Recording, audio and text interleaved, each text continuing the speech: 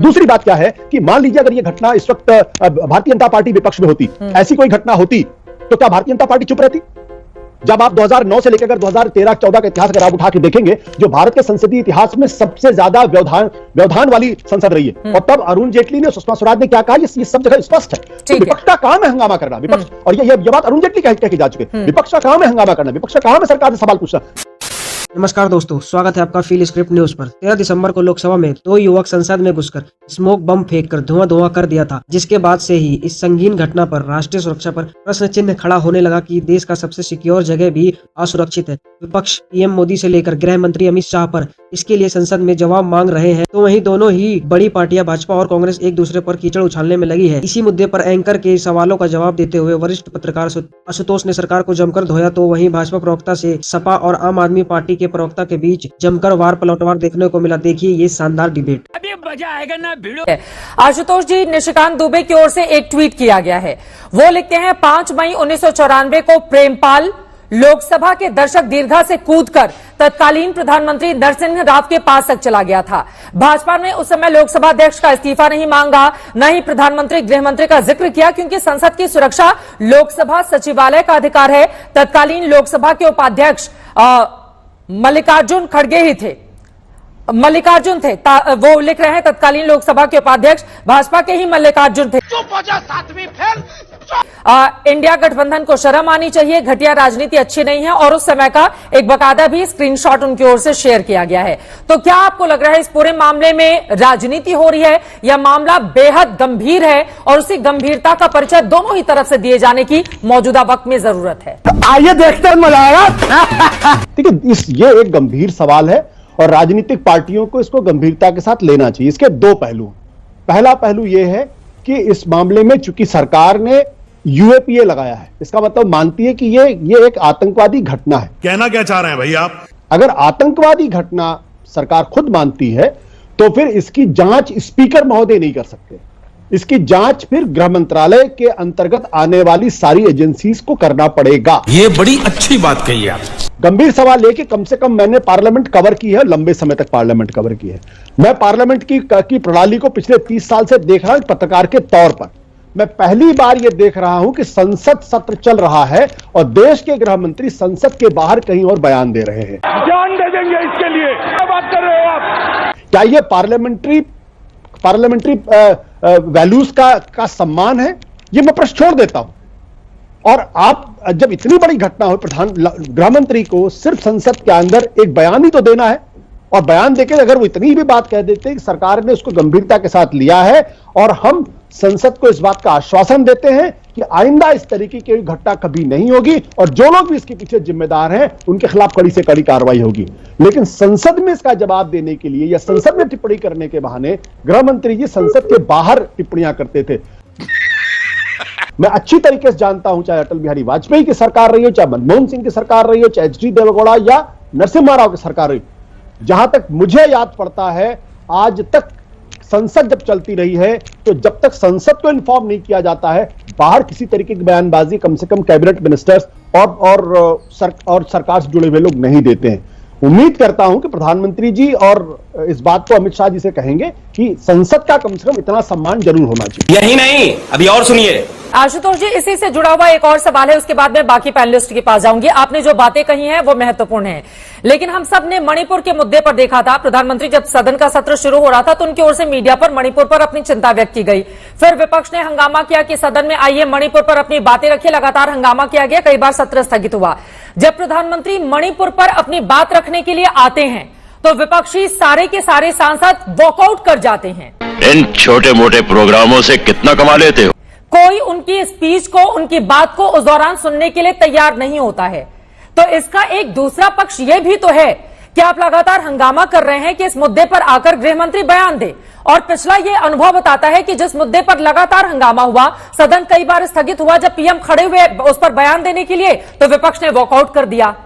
ये इतिहास भी तो इसी सदन का रहा है। आशुतोष जी, नौकरी के नाम पे भड़वागिरी कर रहे हो तुम। नहीं, ये अगर इस पर हम टिप्पणी करेंगे तो मुझे लगता है कि फिर हम भारत की लोकतांत्रिक प्रणाली को शायद नहीं समझते हैं।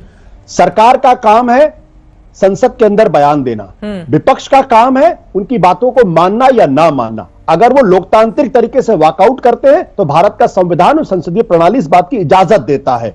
लेकिन इसके आधार पर प्रधानमंत्री या गृह मंत्री यह नहीं कह सकते कि मैं संसद में नहीं बोलूंगा क्योंकि विपक्ष वहां वॉकआउट करता है। बात तो सही है। संसद में सारा विपक्ष वॉकआउट कर जाए, संसद खाली हो जाए, तब भी लोग प्रधानमंत्री और या गृह मंत्री को आके बयान देना चाहिए। ये संसदीय प्रणाली सिर्फ हिंदुस्तान की नहीं, पूरी दुनिया की संसदीय प्रणाली। दूसरी बात क्या है कि मान लीजिए अगर ये घटना इस वक्त भारतीय जनता पार्टी विपक्ष में होती, ऐसी कोई घटना होती तो क्या भारतीय जनता पार्टी चुप रहती? नहीं। जब आप 2009 से लेकर अगर 2013-14 का इतिहास अगर आप उठा के देखेंगे, जो भारत के संसदीय इतिहास में सबसे ज्यादा व्यवधान वाली संसद रही है, और तब अरुण जेटली ने, सुषमा स्वराज ने क्या कहा, ये सब जगह स्पष्ट है। तो विपक्ष का काम है हंगामा करना, विपक्ष, और ये बात अरुण जेटली कह के जा चुके। विपक्ष का काम है हंगामा करना, विपक्ष का काम है सरकार से सवाल पूछना। सरकार की जिम्मेदारी है कि विपक्ष में कॉन्फिडेंस में लेकर संसद चलाए और सारे सवालों के जवाब दे। लेकिन जब आप संसद के बाहर अगर आप टिप्पणियां करते हैं तो कहीं ना कहीं बहुत बड़े गंभीर सवाल। मैं जवाब ले लेती हूँ, प्रेम शुक्ला जी इस पर जवाब दीजिए। लेकिन यकीनन विपक्ष को धैर्य भी दिखाना चाहिए अगर इस तरह के सवाल होते हैं। वाह दीदी। लेकिन उन्होंने महत्वपूर्ण बात कही है कि सरकार का ये काम है, विपक्ष हंगामा करे, ये आपके ही नेता कहते रहे इतिहास में, प्रेम शुक्ला जी। तो फिर अभी क्या दिक्कत है बयान देने में? सही पकड़े हैं। देखिए टूल किट गैंग कैसे जो है अफवाहें फैलाती है उसका एक उदाहरण है। देखिए आदरणीय गृहमंत्री महोदय ने कोई बयान दिया क्या आज तक पे? बयान नहीं दिया। उन्होंने आपके प्रश्न का एक उत्तर दिया कि क्या घटना गंभीर, उन्होंने कहा घटना गंभीर है। लोकसभा अध्यक्ष जो हैं वो कस्टोडियन है, लोकसभा अध्यक्ष ने जांच का आदेश गृहमंत्री जी को दिया, गृहमंत्री जी ने उस पर कमेटी गठित की। अब कमेटी रिपोर्ट देगी गृह मंत्रालय रिपोर्ट देंगे लोकसभा अध्यक्ष को, फिर लोकसभा अध्यक्ष का जो आदेश होगा उसके अनुकूल वहां बयान होगा। परंपरा और प्रक्रिया ये है। पढ़ने निकले वाले छात्रों को राजनीति से दूर रहना चाहिए। लेकिन अब इसको किस तरह से जो तोड़ मोड़ कर पेश किया जा रहा है आप देख रहे हैं सामने। अब जो है विपक्ष का जो कह रहा है अपनी बात रखना, ये विपक्ष का अधिकार है, लेकिन संसदीय नियमों को तोड़कर संसद में हंगामा खड़ा करने पर निलंबन पहली बार हुआ है। आशुतोष जी 30 साल से संसदीय प्रक्रिया को जान रहे हैं, निश्चित तौर पर जान रहे हैं, लेकिन जब भारतीय जनता पार्टी के या अन्य विपक्ष के लोग कांग्रेस या अन्य किसी के शासनकाल में जब भी वो संसदीय नियमों की अवमानना करके हंगामा खड़ा करते थे तो उनका निलंबन होता था कि नहीं होता था? तब वो अलोकतांत्रिक असंवैधानिक था क्या? तब वो तानाशाही थी क्या? अभी बदत है भाई, अभी बदत है। देखिए सवाल ये नहीं है, इसके पहले भी सरकारें रही हैं, इसके पहले भी पार्लियामेंट चली है। आप इसे कंपेयर कर लीजिए, पहले कितने % यहाँ पे सांसदों को निलंबन किया जाता था और अब कितने % लोगों को किया जा रहा है। यहाँ तो इस तरह से निलंबन किया जाता है, आपने आवाज उठाई नहीं जनता की और आपको बाहर भेज दिया जाता है। फिर आवाज देखिए, एक तरह राष्ट्रीय सुरक्षा का मामला है, राष्ट्रीय सुरक्षा में आपने महुआ मोहत्रा को आपने पार्लियामेंट से खत्म कर दिया, उनकी संस्था खत्म कर दी, लेकिन प्रताप जो इनके सांसद हैं उनसे पूछताछ नहीं होगी क्योंकि बीजेपी के सांसद हैं। इसी तरह से आप देखो रमेश बिदुड़ी, वो भी खड़े होकर पार्लियामेंट में सदन में खड़े होकर राष्ट्र का अपमान कर रहा था, संविधान का अपमान कर रहा था, लेकिन उसके खिलाफ कार्रवाई नहीं होगी। महुआ मोहत्रा को निकाल दिया जाएगा। ये कमाल का इन्होंने संजीव झा जी एक क्लोजिंग कमेंट आपका। कुछ भी करें उन पे कोई कार्रवाई नहीं होगी, चाहे वो पास बना दें, चाहे वहां पे कोई घटना हो जाए, चाहे आतंकी घटना हो जाए, चाहे लोगों को घुसा दे पास बना के, उनके ऊपर कोई पूछताछ नहीं होगी। अगर कहीं ये सांसद अनुराग जी अपने सहयोगी को भी बोलने दें प्लीज, इंडिया अलायंस के। देखिए बार बार एक सवाल उठ रहा है और सवाल ये उठ रहा है कि गृह मंत्री को सदन में आकर जवाब देना चाहिए। देखिए जब संसद चल रहा है तो पहली बार हम देख रहे हैं कि संसद के गृह मंत्री बाहर जाकर टीवी चैनल पे तो बात कर रहे हैं, लेकिन संसद में अपनी बात को नहीं रख रहे हैं। तो क्या कारण है? क्या ईगो से सरकार चलती है? क्या अगर विपक्ष के लोग मांग कर रहे हैं तो उस मांग को आप नहीं मानेंगे? और बात सुरक्षा की है, और बात सुरक्षा की वो जगह जो सबसे सिक्योर जगह है, वहां पे इस तरह गतिविधि अगर हो रही है तो देश तो चिंतित होगा ना। तो ऐसे में अगर ये विपक्ष की मांग है तो उस विपक्ष की मांग को मानने में क्या बोलता है? आपने ही कहा ना कि पहले जब मणिपुर की घटना थी लगातार 1 महीने तक संसद स्टॉल रहा, प्रधानमंत्री जी अंतिम दिन केवल प्रचार करने के लिए क्यों आए? भाई प्रक्रिया तो ही होती है ना कि प्रधानमंत्री जी बोलेंगे फिर उससे चर्चा होगा, तो प्रधानमंत्री जी आएंगे अपना PR करके जाएंगे। जांच लगातार जारी है, आगे इस पूरे मामले में क्या होगा? मजा आया। तो साथियों, संसद पर हमले को लेकर अब कांग्रेस नेता राहुल गांधी का भी बयान आ चुका है। पत्रकारों से पूछे गए सवालों के जवाब में उन्होंने कहा कि सुरक्षा में चूक हुई है। ऐसा क्यों हुआ? क्योंकि इस देश में बेरोजगारी बड़ा मुद्दा है। पीएम मोदी की नीतियों के कारण देश के युवाओं को रोजगार नहीं मिल रहा है। इसी वजह से संसद की सुरक्षा में चूक हुई है।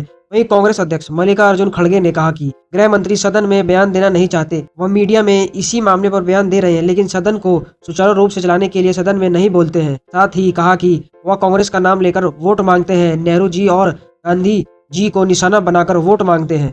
इस डिबेट पर आपकी क्या राय है, कमेंट जरूर कीजिएगा। और अगर आपने अभी तक हमारे चैनल को सब्सक्राइब नहीं किया है तो कृपया करके सब्सक्राइब करें, ताकि आप हमारी आने वाली चर्चाओं से जुड़े रहें। धन्यवाद दोस्तों, मिलते हैं अगली वीडियो में।